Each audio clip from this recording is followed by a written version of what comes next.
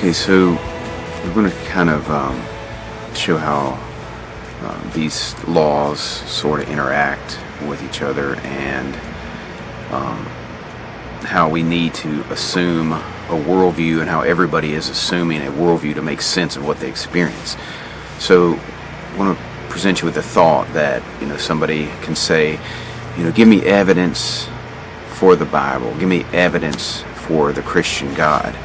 And what we want to assert is that the existence of evidence is evidence of God's existence. Meaning that if there is such a thing as evidence for anything, any fact whatsoever, it presupposes what the Bible teaches about reality. So it's not there. No fact is independent. Like we said, all facts are interconnected in a web of rationality, and that's the way people live their lives. And so when somebody presents evidence, they're presenting for whatever claim. The evidence would have to be rationally connected to the claim. So if you're trying to assert whatever it is, the evidence that you're providing ought to be connected to that claim. Well, that would be the laws of logic would have to apply to the evidence. It would have to be subject to the evidence. The fact that you're trying to reason with people, presenting evidence, assumes and presupposes that rationality and evidence is an objective fact. Like other people can look at it. It's not a subjective, it's true to me, but it might not be true to you, but it's true to anybody that could objectively analyze the arguments.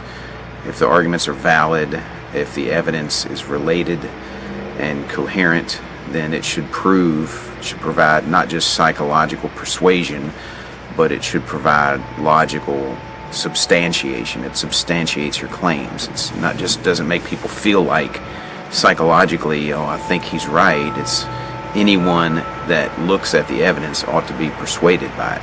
That's an objective standard that everybody appeals to. Somebody who's a fool in the Bible is somebody who's willingly ignorant. That means they don't believe when they have enough evidence to believe. Where somebody who is simple, the Bible says the simple believeth every word. Somebody who is simple is someone who is naive, who believes things before there's an adequate amount of evidence. But you also assume when you provide evidence that there's uniformities, like we said, in nature, that the evidence won't change into something else. That there are uniformities or laws that govern the material world. And so you've got this combination of these things that are necessary in order to provide evidence for whatever it is you're claiming. So these require a worldview to make sense of them. And so what we're saying is that unless your worldview is the Christian worldview, then you don't have a basis for rationality, that everything has to be rational. And if everything doesn't have to be rational, what's the point in reasoning in the first place? How do you know that this ought to be reasonable, but this ought not to be reasonable? Or, as our postmodernist culture believes, that there is no absolute truth, and which of course would be an absolute truth. But in order to reason with anybody, in order to have a discussion with anybody, in order to go down to the store and buy your groceries, you live in a world that the Bible presents, a world that's reasonable, a world that is governed by rationality and mathematics, a world that is governed by laws of physics, uniformities, an expectation that people ought to behave a certain way and ought not to behave a certain way, that they ought, when they're trying to present an argument, that they ought to be fair and reasonable with the evidence. They ought not to lie when they're trying to present the evidence. They ought not to slander and falsify information. So all these things present a worldview, a picture of how evidence is to be received and to be evaluated and analyzed. Well, this is what the Christian worldview provides. So the existence of evidence itself is evidence of God's existence.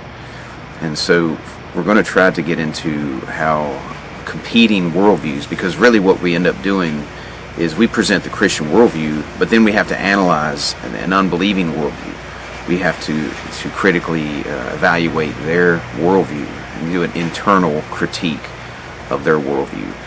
And so what we're doing as far as apologetical techniques is we're saying the Christian worldview is needed to evaluate evidence, but when you try to substitute that with a competing worldview, it breaks down logically in some way. It's self-refuting. But in order to do that, we need to, all worldviews are going to be different. You're going to have monistic worldviews where everything is one, is pantheism type of worldviews. There's dualistic worldviews where there's physical and non-physical realities, and then there's people that believe everything's illusion, that everything is spirit, and then everything is unrelated particular events that are irrational and random, and there's no connection between them. So that's all these different worldviews. So we need to evaluate those to analyze them and show that if they cannot justify the world we experience, then they're pointless, they're useless, they're self-refuting, self-defeating.